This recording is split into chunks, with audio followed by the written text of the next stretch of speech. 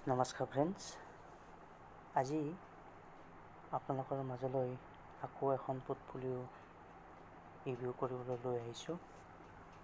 পোৰ্টফলিঅ' অ'নাৰে তেখেতৰ নাম উল্লেখ কৰিবলৈ মানা কৰিছে, আমি তেখেতৰ ভিডিঅ'টোত নাম উল্লেখ নকৰোঁ। তেখেতে আমাক জনাইছে যে তেখেতে ইনভেষ্টমেণ্ট ষ্টাৰ্ট কৰিছে জানুৱাৰী-ফেব্ৰুৱাৰী 2022 পৰা। অলম'ষ্ট 2 মান্থ হৈছেগৈ।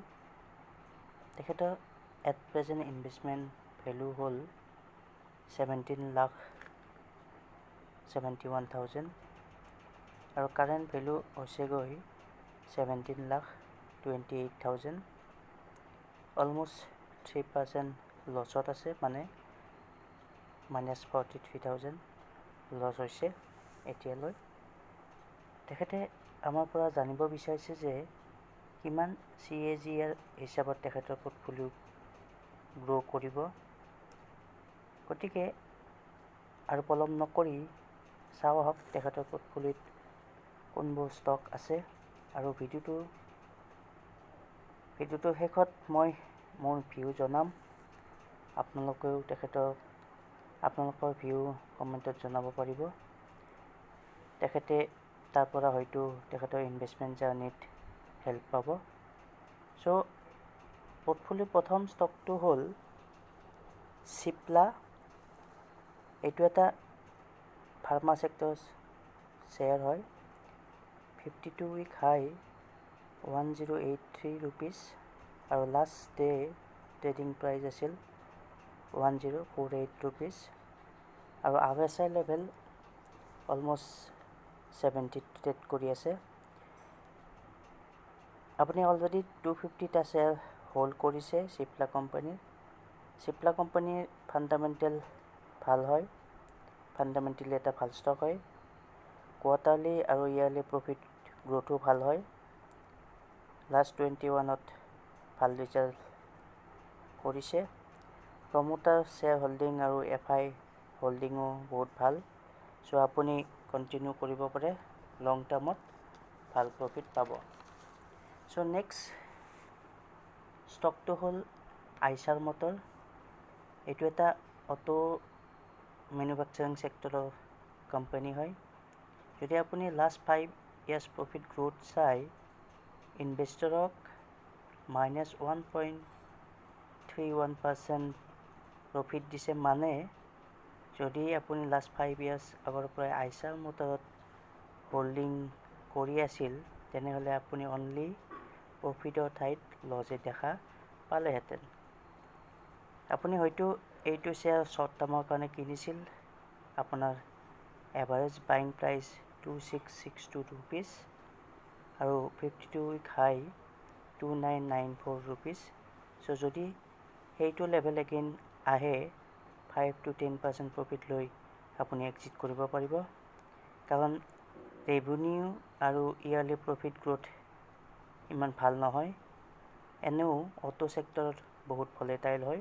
গতিকে অটো ছেক্টৰত আপুনি লং টাৰ্মৰ কাৰণে থাকিলে হয়তো আপোনাৰ পিছত এক্সিট কৰা প্ৰব্লেমো হ'ব পাৰে। নেক্সট শ্বেয়াৰ হ'ল হিৰো মটৰকৰ্পছ লিমিটেড। এগেইন এইটো এটা অটো ছেক্টৰৰ কোম্পানীৰ ষ্টক হয়। লাষ্ট 5 ইয়াৰ্ছত প্ৰফিট গ্ৰ'থ -27%। আপোনালোকে ভাবিব পাৰিছে অলৰেডি কিমান লছ দিছে ইনভেষ্টৰক লাষ্ট 5 ইয়াৰ্ছত। অনলি লছেই পাইছে, প্ৰফিট একো পোৱা নাই। এগেইন চাগে আপুনি শ্বৰ্ট টাৰ্মৰ কাৰণে কিনিছিল, কিনি আপুনি চেল কৰিব পৰা নাই। 52 উইক হাই 33,057 ৰুপিজ আৰু আপোনাৰ এভাৰেজ বাইং প্ৰাইচ 2588 ৰুপিজ। যদি আপুনি 5-6% প্ৰফিটত চেল কৰিবলৈ চান্স পায়, তেতিয়াহ'লে আপুনি চেল কৰি ওলাই যাব পাৰে। লং টাৰ্মৰ কাৰণে এইটো এটা ভাল শ্বেয়াৰ নহয়, কাৰণ প্ৰমোটাৰ আৰু FIও হোল্ডিং ট্ৰিম কৰি আছে পাৰ কোৱাৰ্টাৰ বেচিছত। নেক্সট শ্বেয়াৰ হ'ল ইনফোছিছ। IT ছেক্টৰৰ one of the best stock, continue কৰিব পাৰে। অলম'ষ্ট 3.7 লাখ ইনভেষ্ট অলৰেডি কৰিছে। আৰু এড নকৰিব, জাষ্ট হোল্ড কৰক আৰু লং টাৰ্মত আপুনি ভাল প্ৰফিট পাব। কাৰণ প্ৰফিট গ্ৰোথ আৰু ৰেভিনিউ গ্ৰোথ বহুত ভাল। FI হোল্ডিং ডে মানে কোৱাৰ্টাৰ ৱাইজ ইনক্ৰিজ কৰি আছে, গতিকে আপুনি এইটোত কণ্টিনিউ কৰক। নেক্সট শ্বেয়াৰ হ'ল মেৰিকো। এইটো এটা FMCG ছেক্টৰৰ শ্বেয়াৰ হয়। গ্ৰোথ অকণমান শ্ল', আপোনালোকে জানে FMCG ছেক্টৰৰ গ্ৰোথ অকণমান শ্ল' হয় এক্সেপ্ট 1 বা 2 কোম্পানী, বাট ফাণ্ডামেণ্টেল আৰু ইয়াৰলি প্ৰফিট বহুত ভাল, লং টাৰ্মলৈ হোল্ড কৰিব পাৰে। প্ৰমোটাৰ শ্বেয়াৰ হোল্ডিং পেটাৰ্ণো বহুত ভাল, অলমষ্ট 60% শ্বেয়াৰ প্ৰমোটাৰে হোল্ড কৰি আছে। চ' লং টাৰ্মত ভাল প্ৰফিট পাব, কণ্টিনিউ কৰক। নেক্সট শ্বেয়াৰ হ'ল নাৰায়ণা হৃদয়ালয়া। এইটো এটা হেল্থ কেয়াৰ ছেক্টৰৰ ষ্টক হয়। লাষ্ট 5 ইয়াৰ্ছৰ প্ৰফিট 117%, গতিকে ভাল প্ৰফিটেই জেনেৰেট কৰিছে। লং টাৰ্মৰ কাৰণে হোল্ড কৰিব পাৰে, আৰু যদি শ্বৰ্ট টাৰ্মত চল্ড কৰিব বিচাৰে 52 উইক হাই 725 ৰুপিজ, আপোনাৰ এভাৰেজ প্ৰাইচ 696 ৰুপিজ। চ' 4-5% প্ৰফিট হ'লে আপুনি এক্সিট কৰিব পাৰিব, কিন্তু লং টাৰ্মত ভাল প্ৰফিটৰ আশা কৰিব পাৰে। চ' নেক্সট শ্বেয়াৰ হ'ল এটা EV ছেক্টৰৰ share, Tata Motors. most of the investor nowadays investing in Tata Motors. Long term hold কৰক, যিহেতু টাটা মটৰ্ছে EV ছেক্টৰৰ ভাল কাম কৰি আছে, EV কাৰৰ ভাল কাম কৰি আছে। লং টাৰ্মত ভাল প্ৰফিট পাব পাৰে, কিন্তু এতিয়ালৈ লছ মেকিং কোম্পানীয়ে হয়। এতিয়ালৈকে ইনভেষ্টৰক লছে দি আছে, কিন্তু ফিউচাৰত EV ছেক্টৰৰ গ্ৰোথ ভাল হ'ব বুলি আমি এক্সপেক্ট কৰিব পাৰোঁ, গতিকে লং টাৰ্মৰ কাৰণে হোল্ড কৰিব পাৰে। লাষ্ট কোৱাৰ্টাৰত ৰেভিনিউ গ্ৰোথ ভালেই হৈছিল, আৰু নেক্সট কোৱাৰ্টাৰতো আমি ভাল হ'ব বুলি এক্সপেক্ট কৰিব পাৰোঁ। চ' নেক্সট শ্বেয়াৰ হ'ল Adani green.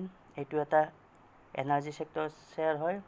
Yearly revenue growth ভাল হয়, আৰু গভমেণ্টেও যিহেতু গ্ৰীণ এনাৰ্জিৰ ওপৰত গুৰুত্ব দিছে নাওএডেইজ, চ' লং টাৰ্মত ভাল প্ৰফিট পাব পাৰে। ফাণ্ডামেণ্টেল ভাল, প্ৰমোটাৰ হোল্ডিং অলমষ্ট 62%, চ' লং টাৰ্মৰ কাৰণে হোল্ড কৰিব পাৰে। অলমষ্ট 76,000 ইনভেষ্ট অলৰেডি কৰিছে আপুনি, গতিকে আৰু এড কৰিব নালাগে, জাষ্ট হোল্ড কৰক। চ' নেক্সট শ্বেয়াৰ হ'ল এপ'ল' হস্পিটেল। এইটো আকৌ এটা হেল্থ কেয়াৰ ছেক্টৰ ষ্টক হয়। লাষ্ট 5 ইয়াৰ্ছৰ গ্ৰোথ বহুত বেছি, বহুত ভাল গ্ৰোথ দিছে।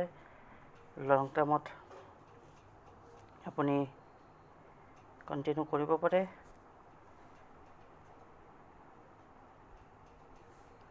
চ' হোল্ড কৰক, আৰু যদি আপুনি শ্বৰ্ট টাৰ্মৰ কাৰণে কিনিছে 5,000 প্লাছত যদি ট্ৰেড কৰে, তেতিয়াহ'লে আপুনি চেল কৰিব ল'ব পাৰে, বাট লং টাৰ্ম হোল্ড কৰিলে আপুনি বহুত বেছি প্ৰফিট এক্সপেক্ট কৰিব পাৰিব। চ' নেক্সট ষ্টক আপোনাৰ লিষ্টত আছে এটা ETF। ETF হ'ল এক্সচেঞ্জ ট্ৰেডেড ফাণ্ড।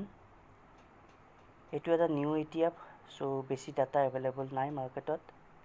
যদি আপুনি ETFত ইনভেষ্ট কৰিব বিচাৰে, তেতিয়াহ'লে এটা ETF মই ছাজেষ্ট কৰিব পাৰোঁ, মন 100।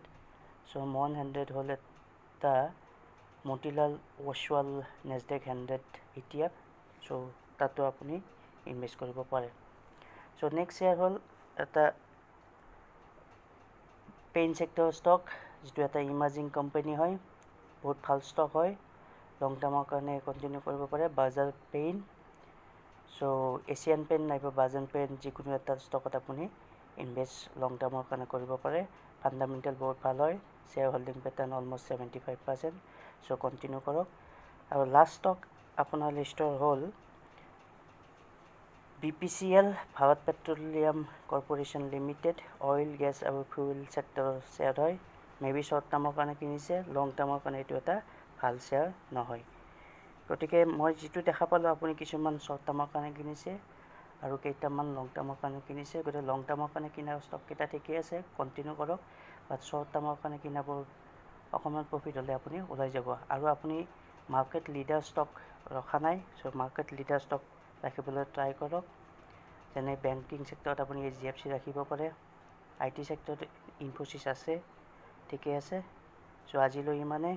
ভিডিঅ'টো ভাল পালে লাইক, কমেণ্ট আৰু ছাবস্ক্ৰাইব কৰিবলৈ নাপাহৰিব। ধন্যবাদ।